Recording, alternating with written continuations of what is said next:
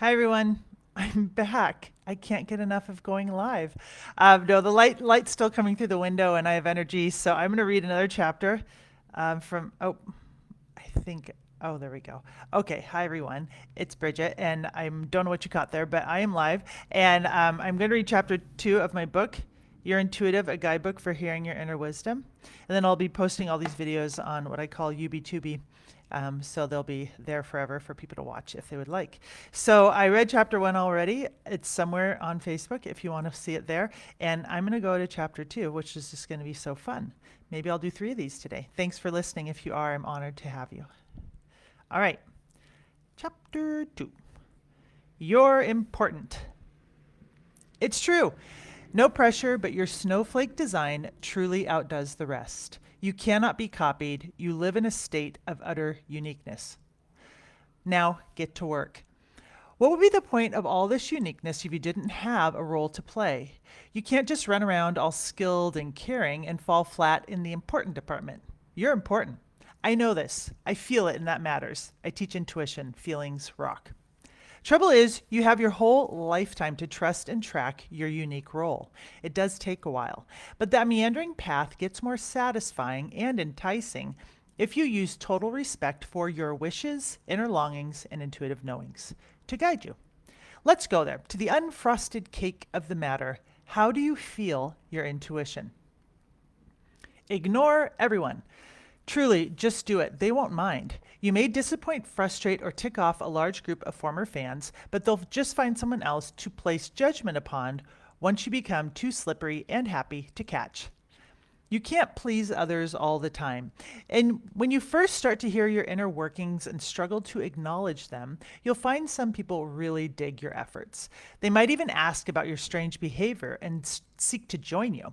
But the majority will dislike your vibrancy. It's odd and unsettling for those seeking to rest their inner workings and be easier on the masses when you stand up and stand out. Be irritating, I say. Irritation causes inflammation and regrowth. I guess I just want you to know that as you step on the one lit stone at a time, day to day, meandering path of an intuitive lifestyle, other people may doubt you. Ignore them. You can hug and create forest communes with everyone else. Introducing the Claires. The Claires are not pretty girls in angel costumes covered in sparkly gold who do Motown covers on harps. But if the Claires were a band, that's what I'd imagine. The Claires are a way that hip, fluent, intuitive types talk about the many ways you can receive intuitive information. Clair means clear en français, so each one describes a heightened sense. For example, clairaudience means clear hearing. You may recognize many of them as I describe them below, and you may just never have thought of them as a big deal. They're a big deal. You're going to become a fan of every little bit you get from your Claires. Clairaudience. You hear things in your head. You have a thought like, geez, I'm hungry, or the sun's bright, I must don this straw hat. Are you hearing intuitive information? It could be. Clairaudience is clear hearing. It's super hearing. It's a thought that feels like it dropped in response to your request for information. Anyone who has ever written a song or a poem can relate to that sense of hearing the words before writing them down. That could be an example of clairaudience, or quote, hearing a tune as you're composing it. With this description of clairaudience, it can sound like any old idea is inspired. It could be. But try to focus on receptivity. What feels received? That's clairaudience. My example is writing this book. I hear a voice in my head as I type. This is a judgment-free zone, remember? Clairvoyance. Think of an elephant. See it inside your head. You know where you see that elephant? That's your screen. You see a lot of stuff there, huh? Well, you likely see intuitive information there all the time. I have a very active screen, and weirdly, one of the most common things I see on my screen is words. Yes, no, crazy, right, left, Wednesday, and very simple direct information like that. I also am reminded of things that relate to something someone is saying. Like today, a friend was talking about my business growing in unexpected ways. And my inner eye flashed to a call I'd received earlier about working with a certain company. I, quote, received a strong sense that this connection could grow in almost countless ways. I felt the broadness of the possibilities. I had a claircognizant knowing, which we'll cover in a moment. I also had a clairvoyant flash of the face of the woman I was talking to on my quote screen. The clairs can come together to make things more clear. One time, my friend was talking about leaving his job at a huge company and leaving Seattle and going somewhere to do something else. He wasn't sure yet what that would be. He could travel the world. My screen showed villages, motorcycles, planes, and travel. But it was all shady and dark, as if I were looking at it through a shaded window. Then he let me know his other idea, which was to move to San Francisco and work for a smaller company. Immediately, I saw the Soma area of San Francisco lit up like a super sun shone upon it. I also saw a younger woman seated at a desk in a hip minimalist office looking up and smiling shyly. I went for it. I told my friend that in the way I make decisions, San Francisco looks, quote, brighter, even though traveling the world seemed logically to be a, quote, heck yes choice to me. Not only was he open to my method, he asked me all about it, and we ended up comparing intuitive notes and deepening our friendship a ton that day.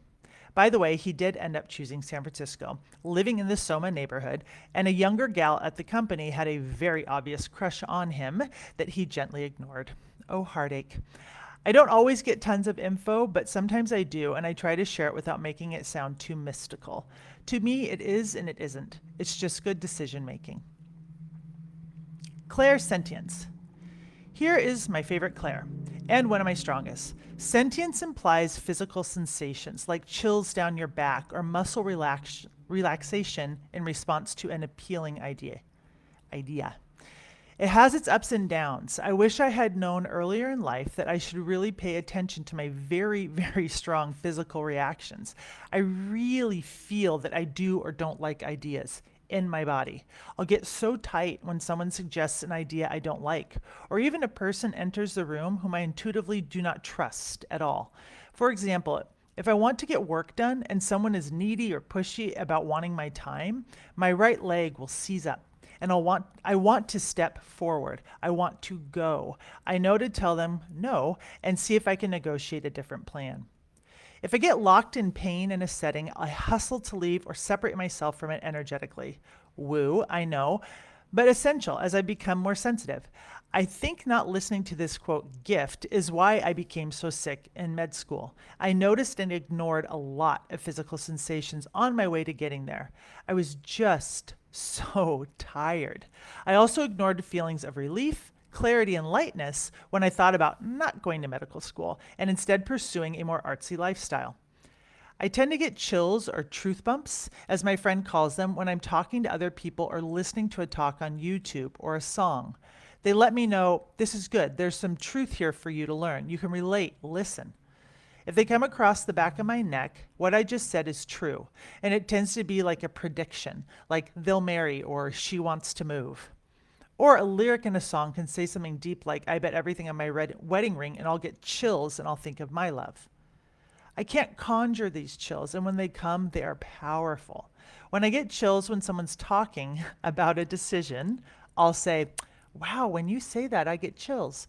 What I want to do is whack a gong and scream, do that thing, that's the thing you should do. But it turns out that people get to make their own decisions. So I just throw them a little hint and instead of screaming loudly. Another note in this area where I have gobs of experience. Feeling heavy or like you can't move, that's a no. Feeling like you can't sit still and want to run towards the idea you just got, that's a yes. Feeling tired, that's a no or a wait. Feeling steady, clear, and excited, those are yeses. Test yourself and figure out your body's own language. But as the old adage says, if it feels good, do it. I would also just add, do no harm. Claircognizance. People love this one. It's neat, tidy, and very familiar. It's when an idea enters your mind, a bit of mental cognition, and it solves a problem, moves a project forward, or answers a prayer. You, quote, think it and feel the rightness of it all at once. You just know. Others' opinions? Forget about them. You don't need to talk about it. Clear and clean, the idea has arrived. It's correct, and so it shall be. You just know. Maybe you're up late at night in a lab trying different solvents to get something to dissolve, and you finally, quote, think of a substance to add that does the trick. Or you get an answer on Jeopardy and think, how'd I dredge that up? Albert Einstein would be an excellent example of a claircognizant person. He basically rocked the whole new thinking thing. Some quotes from the scientific genius. The only real valuable thing is intuition. The intellect has little to do on the road to discovery. Or, I believe in intuitions and inspirations. I sometimes feel that I am right. I do not know that I am. Another idea machine, Steve Jobs, often counseled people to trust their intuition. First, here is some of his encouragement to stay original. Don't let the noise of others' opinions drown out your own inner voice. And have the courage to follow your heart and intuition. They somehow already know what you truly want to become. Everything else is secondary. Claircognizance sparks innovation. Other clairs. You can also have psychic smell, clairolfaction, and psychic taste, clairgustance. If the point of the clairs is to give us useful information, these two senses are also helpful. My understanding is that a person can smell the energy of another being or food source as healthy or not healthy energetically, like this eggplant looks right, but I'm smelling something off. Or it could be something more esoteric. It could be also something more esoteric. A person could suddenly get a taste in their mouth like spaghetti sauce that reminds them of their grandma, who loved them and would never allow them to get pushed around in a situation like the one they are in now, so by gosh, they're going to stand up for themselves. Which voice is it? I'm being told to eat ice cream. You probably are. Could it be that indulgent, pleasant, and exciting inspirations are your intuition talking? Absolutely. I believe we all have a bit more fun. I believe we all have a bit more fun in our systems than we get to let out, and that our intuition has a knack for fun. We're going to make sure that doesn't happen again. Our intuition has a knack for fun. Not the cookies out of the bag sitting alone in my apartment fun, but more like an I can't believe I just that amazing trick on my skateboard, or I can't believe I just spoke to that very gorgeous human being kind of fun. There's a mix of excitement and growth in the fun that intuition takes us to. It's more, not less, of our vibe getting out into the world. Go to a softer space. How does one hear this magical voice? Could it be that one feels at times like there's a cacophony of voices in one's head that make one wonder if one is losing one's blessed pate? There are ways to address this multitude of inputs, a multitude of ways, in fact. You can chill, focus, tune in, or tune out and boogie down. All roads chosen may help your heart reach your mind. You're wanting to hear your heart hear. That's the goal. What sounds fun? There was a point in your life where you lived in a state of joy seeking. And if you had a childhood where this energy couldn't be expressed, you still had it. And guess what? You still have it now. You have a sense of joy about you. It is specific to you. It is accessed via feelings of relief, enthusiasm, pleasure, mouth-watering inklings, and I gotta take a lap because I'm so pumped thrills. You have this, you do. It's buried in some ways, perhaps, but it has to exist within your heart, and your job is to rekindle it, grow it, and light a big old fire. This feeling of fun is a huge clue that you're on your way intuitively. Where does that feeling of fun come from? I mean, wouldn't anyone find what I find fun? Well, no, they wouldn't. You find it fun, just you, in a very specific way. It's your heart talking to you. This feeling of fun is you may love putting a baseball bat on its end on the ground and placing your forehead on the other end and running around it in a circle because you love feeling dizzy. Someone else may do this because you're doing it and they like being with you. They're in it for the togetherness, you're in it for the dizziness, you're both happy. It's simple. When something feels fun to you, do no harm, again, it's going to open your heart and you'll hear its messages more clearly. You open your heart and it opens your heart to more ways to open your heart. All right, between sleep and wake. You have a mushy, sweet at times reverie that occurs as you're awakening from sleep. It's good to stay in it for a while. Meander in its wispy, wonderful thought space. You'll find you're able to access your inner world more easily. I stay in there at times and see what's hanging around. I may gently ask questions like, whom should I trust to design the cover of my next book? What's the best way for me to work out while my gym is closed? How could I eat more chocolate without actually eating more chocolate? I get images on my screen, quote unquote, that are helpful. I resist the urge to conjure. I allow for receptivity. There's a willingness to be surprised by what comes to mind.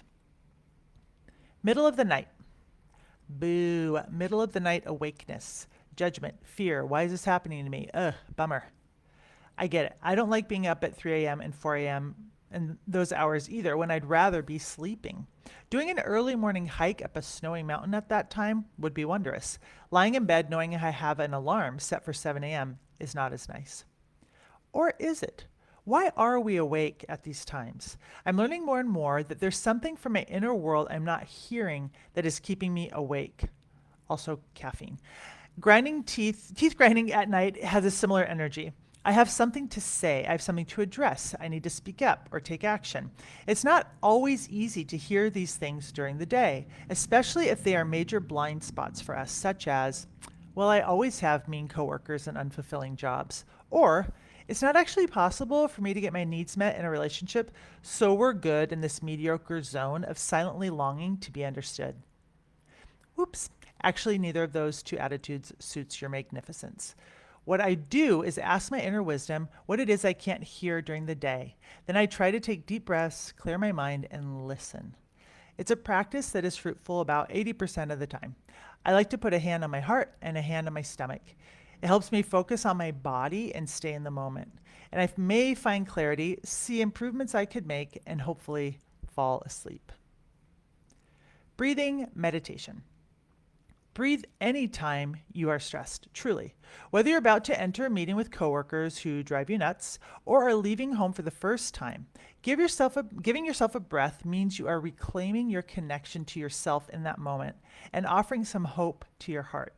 Your heart wants you happy. Self-care, namely breathing, gives your heart hope that you will be happier soon. In this breath, the more the better, and exhalations are particularly relaxing, you can get your wish, such as, I'd like this to go easily, or I'd like this to end so I can move on to that fun thing I'd like to do, or I'd like to say my truth no matter what consequences may come. Heck, I say hooray for the consequences as their likely freedom path illuminators. Believe. Talk out loud to someone. Have you ever had the words just quote fly right out of your mouth? Have you ever said something really honest and felt your whole body relax? That's nice, isn't it? It can be tough to find at times, but there may be someone in your life who loves you enough to listen to you without judgment. They're wiser and kinder than many who would rather pause your profusion of outputs and interrupt your inspiration. This person just nods as you get through the boring, insecure, embarrassing, seemingly endless, can they really still be listening, drivel you provide because they know you are getting clear. They have faith in your unique place in the world and ideally encourage self-love. They're your friend. You can also pay people for this service. Do what works for you. The many options above allow you to hear yourself better. There are so many voices inside your head. I get it. I wrote a song about it. There are so many voices inside my head, but I like this one the best. It leads me to my heart better than the rest. Please reach for the heartiest thoughts. Hearty, healing, helpful to you. It's a practice that can take an entire lifetime. I know some folks master this skill and then pass wisdom on to others. I'm okay with my current level. It's improving, and that is good enough for me.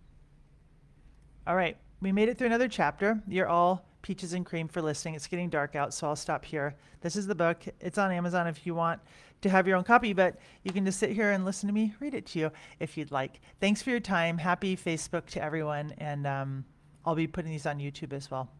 Bye.